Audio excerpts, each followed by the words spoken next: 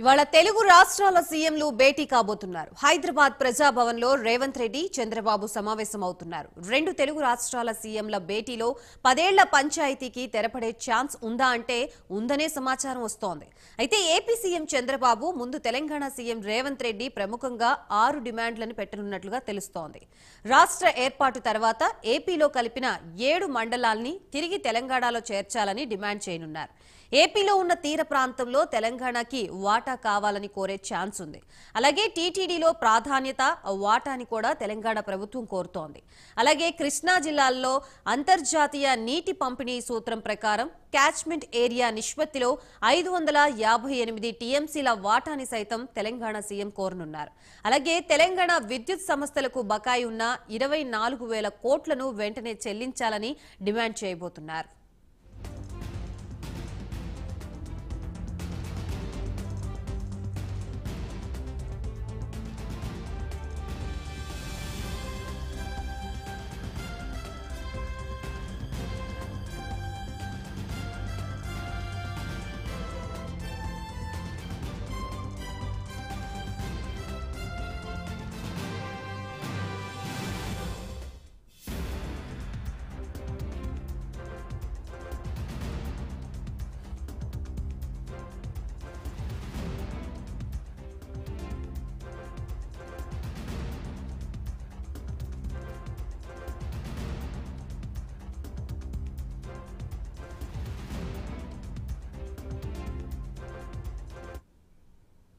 Right, మొత్తంగా ఇరు రాష్ట్రాల్లో కూడా ఎన్నికలు పూర్తయిన తర్వాత ఇరు రాష్ట్రాల సీఎంలు మొదటిసారి భేటీ కాబోతున్నారు. ప్రస్తుతం ఇదే అంశం చర్చనీయాంశంగా మారింది. ఈ ఇరువురు భేటీలో ఏ అంశాలపై చర్చించే అవకాశం ఉందనే దాని గురించి మనకి పూర్తి అప్డేట్స్ ఇవ్వడానికి మా ఏపీ బ్యూరో చీఫ్ రాజు సిద్ధంగా ఉన్నారు. రాజు. రైట్ గాయత్రి, మొత్తం మీద రెండు తెలుగు రాష్ట్రాలకు సంబంధించినటువంటి ముఖ్యమంత్రులు మరి కాసేపట్లో భేటీ కాబోతున్నారు. అయితే ఈ భేటీకి సంబంధించి ఎస్పెషల్లీ 10 ఏళ్లుగా రెండు రాష్ట్రాల్లో అపరిష్కృతంగా ఉన్నటువంటి సమస్యల పరిష్కారం దిశగా వీళ్ళు అడుగు వేయబోతున్నారు. దీని ద్వారా ఖచ్చితంగా సత్ఫలితాలు రాబోతున్నాయని చెప్పేసి ప్రతి ఒక్కరు కూడా చాలా ఆశగా ఎదురు చూస్తూ ఉన్నటువంటి పరిస్థితి ఉంది. అయితే ఎస్పెషల్లీ ఇవాళ జరిగేటటువంటి ఈ భేటీలో ముఖ్యంగా విభజన చట్టం షెడ్యూల్ 9లో ఉన్నటువంటి 91 ఆస్తులు కావచ్చు, అలాగే షెడ్యూల్ పరిధిలో ఉన్నటువంటి దాదాపు 142 ఆస్తులతో పాటు విభజన చట్టంలో ప్రస్తావనకు రానటువంటి ఆ 12 సంస్థలు ఏవైతే ఉన్నాయో వాటికి సంబంధించినటువంటి ఆస్తులను పంపకం చేయడం, మరోపక్క రెండు రాష్ట్రాల మధ్య ఉన్నటువంటి విద్యుత్ బకాయిలకు సంబంధించి ఇద్దరు కలిసి కూడా ఒక తీర్మానానికి వచ్చేటటువంటి పరిస్థితి, మరోపక్క జల పంపకాలకు సంబంధించి చర్చ నడిచే విధంగా ఈ 3 అంశాల పట్ల ప్రస్తుతానికి ఇద్దరు సీఎంలు కూడా భేటీ అవుతున్నటువంటి పరిస్థితి. అయితే ఎస్పెషల్లీ విభజన చట్టంలో ఉన్నటువంటి షెడ్యూల్ 9లో దాదాపు 91 వరకు సంస్థలు ఉన్నాయి. అందులో 2 సంస్థలు కేంద్రం పంచాయతీ ఇంకా తీర్చినటువంటి పరిస్థితి నేపథ్యంలో మిగతా 89 సంస్థలకు సంబంధించినటువంటి ఆస్తుల మీద ఇంకా 2 రాష్ట్రాల మధ్య ఇంకా వాటికి ఒక కొలికి రానటువంటి పరిస్థితి ఉంది. ఇందులో కేవలం 89 సంస్థలకు సంబంధించినటువంటి ఆస్తులలో దాదాపు 1,06,199 కోట్లు ఉంది. ఇందులో ఏపీ వాటాగా 46,949 కోట్లు, అలాగే తెలంగాణకు సంబంధించినటువంటి వాటాగా 35,231 కోట్లతో పాటు హెడ్ క్వార్టర్స్కి సంబంధించిన వాటాగా 24,019 కోట్లు ఉన్నటువంటి పరిస్థితి. కేవలం ఈ 89 సంస్థలకు సంబంధించినటువంటి ఆస్తులే ఇంతుంటే ఇక ఎస్పెషల్లీ చరాస్తులకు సంబంధించి 9,893 కోట్లు, అలాగే యంత్రాలు ఇతర పరికరాలకు సంబంధించి దాదాపు 39,241 కోట్లతో పాటు ఎస్పెషల్లీ ఇప్పుడు బ్యాంకు ఖాతాలో ఎఫ్డీలో ఉన్నటువంటి సొమ్ము దాదాపు 7,609 కోట్లు ఉంది. అంటే మొత్తం లెక్కేసుకుంటే 1,63,122 కోట్లకు సంబంధించినటువంటి ఆస్తుల పంపకం జరగాల్సి ఉంది. సో దీని మీద ప్రస్తుతానికి పీఠముడి ఉన్నటువంటి పరిస్థితి ఉంది.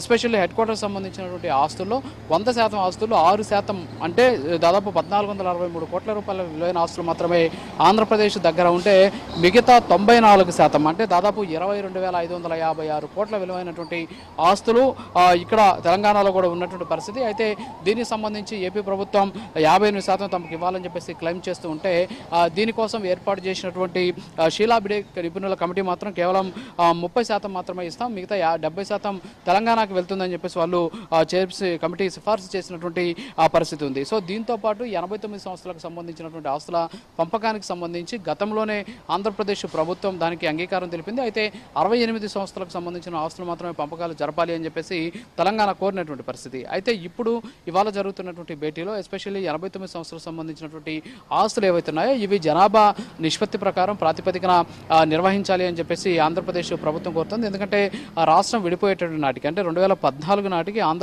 ఉమ్మడి ఆంధ్రప్రదేశ్ జనాభాతో కానీ పోల్చుకుంటే 58% వరకు కూడా ఆంధ్రప్రదేశ్కి, అలాగే 42% తెలంగాణకి జనాభా వచ్చినటువంటి పరిస్థితి. సో ఈ రెండు రాష్ట్రాలకు సంబంధించి ఏదైతే జనాభా నిష్పత్తి ప్రకారం ఆస్తులకు సంబంధించినటువంటి విభజన జరగాలి అని చెప్పేసి ఆంధ్రప్రదేశ్ క్లెయిమ్ చేస్తూ ఉంది. కానీ తెలంగాణ మాత్రం ప్రస్తుతం ఉన్నటువంటి పరిస్థితులు కావచ్చు, అంతేకాకుండా స్థిరాస్తులకు సంబంధించి చరాస్తులకు సంబంధించి ఎట్టి పరిస్థితుల్లో అవి తెలంగాణకే చెందుతాయి కాబట్టి వాటిలో వాటా ఇచ్చేందుకు కుదరదు అని చెప్పేసి తెలంగాణ ప్రభుత్వం చెబుతూ ఉన్నటువంటి పరిస్థితి ఉంది. మరి ఈ నేపథ్యంలోనే ఈ రెండు రాష్ట్రాలకు సంబంధించినటువంటి ముఖ్యమంత్రుల భేటీలో రెండు అంశాలకు సంబంధించి ఇద్దరు కూడా ఏకాభిప్రాయానికి వస్తారనే దాని మీద అయితే ఉత్కంఠ కంటిన్యూ అవుతున్నటువంటి పరిస్థితి.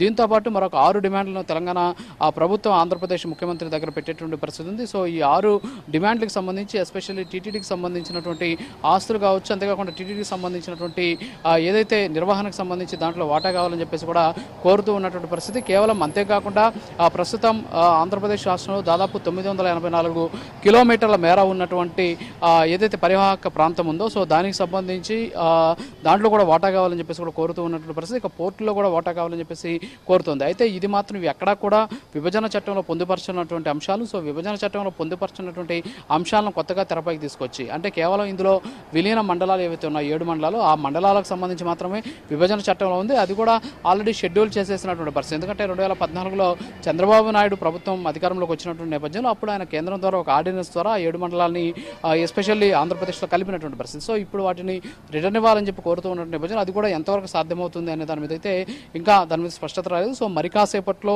ఇద్దరు సీఎంల భేటీ అనంతరం ఏ విధమైనటువంటి చర్చలు సఫలమయ్యాయి, ఇందులో ఎస్పెషల్లీ ఈ 3 అంశాలు ఏవైతున్నాయి అంటే ఆస్తుల పంపకం కావచ్చు, నీటి వాటా కావచ్చు, అలాగే మూడోది విద్యుత్ బకాయిలకు సంబంధించిన చెల్లింపులు ఏవైతున్నాయి దీని మీద ఒక కొలిక్కొచ్చేటటువంటి అవకాశాలు కనిపిస్తున్నాయి. అయితే ఇప్పటికే ఆంధ్రప్రదేశ్ ప్రభుత్వం తమకు దాదాపు 7,000 కోట్ల వరకు విద్యుత్ బకాయిలు ఇవ్వాలి తెలంగాణ నుంచి అని చెప్తుంటే తెలంగాణ మాత్రం దాదాపు 24,000 కోట్లు మాకు ఆంధ్రప్రదేశ్ నుంచి విద్యుత్ బకాయిలు రావాలని చెప్పి చెప్తున్నారు. అయితే అది ఎందుకు 24,000 కోట్లు ఇవ్వాలి అనే దాని మీద వాళ్ళు సరైనటువంటి ఆధారాలు చూపించట్లేదు. ఎందుకంటే ఉమ్మడి ఆంధ్రప్రదేశ్ ఉన్నప్పటి నుంచి కూడా ఆ వాటాలను లెక్కేసి 24,000 కోట్లు తమకు రావాలని చెప్పేసి గతంలో అంటే 2 ఏళ్ల క్రితం జరిగినటువంటి అసెంబ్లీ సమావేశాల్లో అప్పటి ముఖ్యమంత్రిగా ఉన్నటువంటి కేసీఆర్ అసెంబ్లీలో ప్రస్తావించినటువంటి పరిస్థితి.